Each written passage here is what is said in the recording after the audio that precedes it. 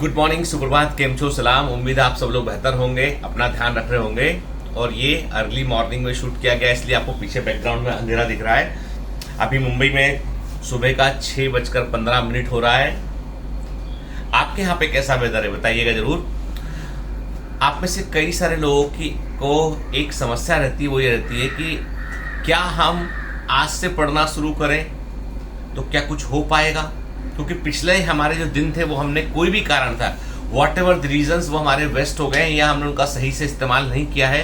तो क्या हमें अब से पढ़ना शुरू करना चाहिए, कैसे पढ़ना शुरू करना चाहिए, कितना सारा पढ़ लें एक साथ हम, ऐसे बहुत सारे क्वेश्चन आपके दिमाग में आते हैं। मैं एक बात आपको क्लियर कर दूं, कभी भी आप बड़े बड़े जंप लेकर आप सक्सेस तक पहुंच जाएंगे, जरूरी नहीं है ये।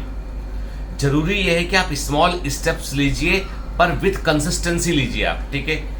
सक्सेस में जब एक सर्वे किया गया, मालूम चला कि भाई जितने भी सफल लोग हैं जिन्होंने कुछ कुछ अचीव किया है, चाहे वो स्टार्टअप वाले लोग हों, चाहे वो साइंटिस्ट हो, जिन्होंने कुछ भी अचीव किया है, उसे अचीव करने के पीछे सबसे बड़ा कारण था उनकी कंसिस्टेंसी। 98% सक्सेस स्टोरीज में पाया गया कि व्यक्ति को बहुत दिनों तक कुछ भी नहीं मिला, लेकिन वो कोशिश करता रहा और फाइनली उसने कुछ अचीव कर लिया है। तो लाइफ में सबसे बड़ी चीज जो आपको आपकी मंजिल तक पहुंचाती है वो टैलेंट नहीं है। Believe me, talent plays a role, talent का एक छोटी भूमिका होती है, पर वो है कंसिस्टेंसी, कि लगातार आप कोशिश करते रहें। देखिए, जो लोग बूंद का महत्व नहीं समझते बूंद, ड्रॉप, जो लोग ड्रॉप का महत्व नहीं समझते हैं वो समंदर को भी नहीं समझ पाएंगे, क्योंकि समुद्र भी ऐसे ही जो है बूंद बूंद से मिलकर बना होता है। कहते हैं ना, बूंद बूंद से सागर भरता है। तो वो छोटे छोटे स्टेप्स जो होते हैं ना, वही कुमुलेटिव होकर, इकट्ठे होकर आपको सक्सेस दिलाते हैं। इसीलिए सक्सेस के लिए आपका कंसिस्टेंट होना बहुत जरूरी है। लाइफ में आप पाएंगे बहुत सारे लोगों से मिलेंगे, मैं मिलता हूं कई लोगों से, और आई फाउंड देम कि उसमें से कई लोग मुझसे बहुत ज्यादा टैलेंटेड हैं। मैं महसूस, कई लोग मुझसे बहुत ज्यादा टैलेंटेड हैं, सक्षम हैं, उनके अच्छे समझ लीजिए अच्छे उनके संपर्क हैं, सब कुछ बढ़िया है, लेकिन तब भी वो उतने सक्सेसफुल नहीं है, क्योंकि उसके पीछे कारण है कंसिस्टेंसी। आज वो कोई काम शुरू करते हैं, 3 दिन तक पूरे जोश में काम करते हैं, तमाम भूमिका करेंगे, खर्चा कर देंगे, ये कर देंगे, वो कर देंगे, ऐसा अरेंजमेंट वैसा अरेंजमेंट। 3 दिन के बाद में उनका उत्साह ठंडा पड़ जाता, देखते हैं अरे कोई रिस्पॉन्स ही नहीं है, उत्साह ठंडा पड़ जाता है। लेकिन सच तो ये है कि आप अपने लिए कीजिए, कौन क्या रिस्पॉन्स देता है उससे मत प्रभावित होइए। आप सिर्फ अपने लिए कीजिए कि आपको क्या खुशी मिलती, और कंसिस्टेंट रहिए। ये सोचिए कि कुछ पहली बात तो शुरू मत कीजिए। यदि आपको डाउट है कि आप कंसिस्टेंट नहीं रख पाएंगे तो शुरू मत कीजिए, और जो शुरू कर लिया उसे खत्म जरूर कीजिए, ठीक है। मतलब एक बार आपने यदि जो है कोई पाथ पे चल दिए हैं तो उस पाथ पर आगे बढ़ते रहिए जब तक सफलता ना मिल जाए। मैंने आपको कई बार बताया इस बारे में कि एक बार जो है वो अलेक्जेंडर सिकंदर से पूछा गया कि भैया क्या कारण है कि तुम्हारे सारे निर्णय सही होते हैं, तो उसने कहा कि मेरा यकीन है निर्णय लेने में, और फिर पूरी ताकत झोंक देता हूं कि वो सही निकले। मतलब निर्णय सही और गलत नहीं होते, निर्णय को सही करना तुम्हारे ऊपर है कि लोग उसको सही मान लें। तो consistency is the key of success.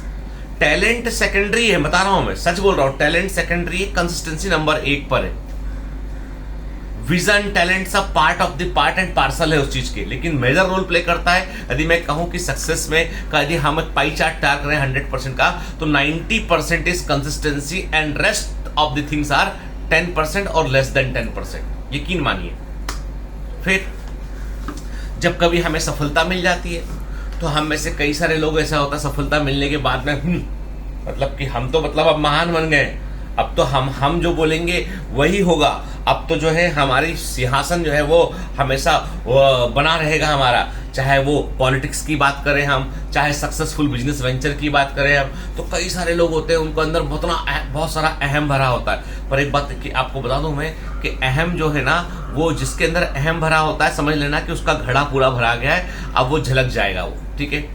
याद रखना, जीवन में जितने बड़े बनते जाना उतने विनम्र बनते जाना, जीवन में जितना अचीव करते आना उतने विनम्र बनते आना। कारण उसके पीछे ये है कि जो जो फलदार वृक्ष होता है उस पर खूब सारे पके फल लगे होते हैं, वो उसकी डाल नीचे झुक जाती है ताकि लोग खा सकें उसको और जीवन को वो आगे बढ़ा सके प्लांट।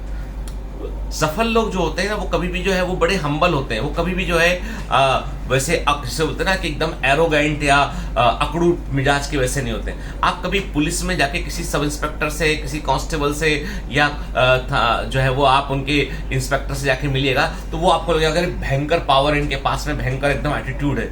लेकिन वहीं आप किसी आईपीएस से जाके मिलिएगा, आपको मिलेगा कि एकदम हम्बल आदमी, एकदम प्रेम से बात करता है। आईजी से जाके मिलिएगा वो और अच्छे से बात करेगा। तो कहने का मतलब ये है कि जो टॉप के जो लोग होते हैं, कहीं पे भी टॉप के जो लोग होते हैं वो हमेशा बहुत प्रेम से पेश आते हैं। और जब आप कुछ अचीव करते हैं तो एक बात याद रखना, आपने अचीव किया है तो आपने किसी को वहां से डिस्प्लेस किया है। आपने कुछ अचीव किया है तो किसी को आपने वहां से डिस्प्लेस किया है, और जिसको आपने डिस्प्लेस किया है, जिसका स्थान आपने अर्जित किया है, जिसका स्थान आपने हटाया है, याद रखना उसको भी इसी बात का यकीन था कि मेरा स्थान कोई नहीं छीन सकता है, और आपने उसको बदल दिया है। तो कोई आपको भी बदलेगा, कोई आपकी जगह भी आएगा। इसलिए विनम्र रहने में भलाई है, बजाय इसके कि हम अपने आप को एक घमंडी बना लें, हम एरोगेंट बना लें। हम एक बार एक स्टोरी है कि एक बौद्ध गुरु होते हैं, वो कहीं से गुजर रहे होते हैं। एक बौद्ध गुरु नहीं, ये कहानी मैं रिकॉल कर रहा हूँ उस कहानी को। तो एक जापान में जो संत होते हैं ना, वो एक संत होते, जापानी संत होते हैं। तो वो जापान में चूंकि राजघराना था एक जमाने में, जो है वो किंग वगैरह, आज भी जापान में किंग है, ठीक है। तो जो उनके हेड ऑफ द स्टेट जो होते हैं, तो एक जमाने में जब जापानीज किंगडम था तो एक वहां पे जो है वो जैन मुनि, जैन मतलब जैन ZEN वाला जैन है, वो अपने वाला जैन नहीं है, ठीक है। तो एक जैन मुनि होते हैं, वो किसी मैदान से गुजर रहे होते हैं। वहां पर उस मैदान में जो है वो बेसिकली एक वो कब्रिस्तान होता है, किसका, उन लोगों का जो राजघराने के लोग जिनकी डेथ हो गई है, वो वहां पे दफनाए गए होते हैं। जब वो गुजर रहे होते हैं तो उनका पैर किसी चीज पर लगता है, तो वो उस चीज को थोड़ा सा मिट्टी को हटा के देखते हैं, तो वहां पे उन्हें एक खोपड़ी दिखाई पड़ती है।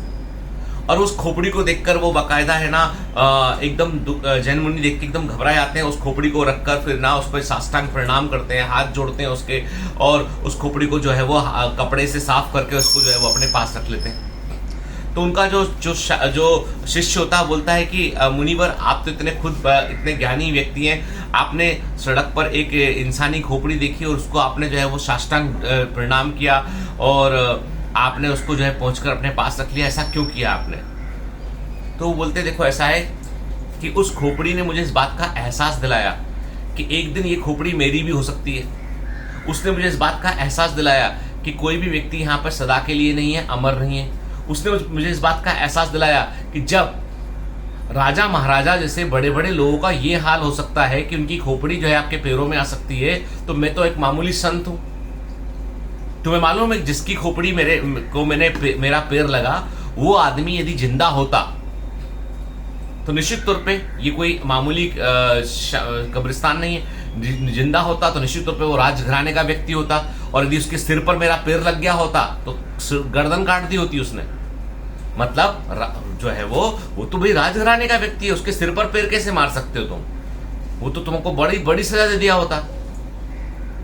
लेकिन वो भी मिट्टी में मिल गया। देखो उसके खोपड़ी पे पैर लगा, वो कुछ बोल भी नहीं सकता, लेकिन मैंने उसका रिस्पेक्ट किया, उसको याद किया मैंने कि जब ये जिंदा रहा होगा तब जो है ये कितना पावरफुल रहा होगा, तब जिंदा रहा होगा तो इसको भी इस बात का भ्रम होता होगा कि मैं हमेशा के लिए रहूंगा, पर ऐसा तो नहीं था। तो ये खोपड़ी मुझे याद दिलाएगी कि जीवन जो है वो एक लिमिटेड टाइम फ्रेम में आया है, उस टाइम फ्रेम में हम क्या बेहतर कर सकते हैं। तो ये मुझे एहसास दिलाएगी।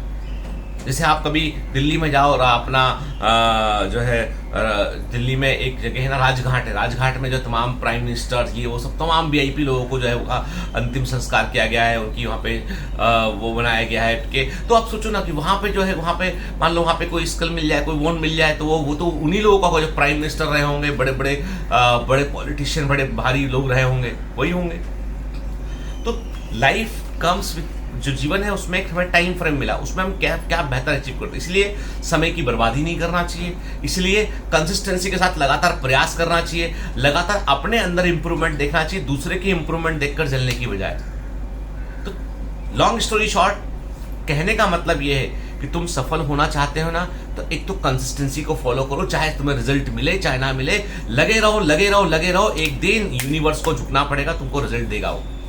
दूसरी बात, जब सफल हो जाओ तो हम्बल हो जाओ, क्योंकि सफल होने के बाद यदि तुम तनकर खड़े होगे और तुम जो है वो अकड़ जाओगे ना,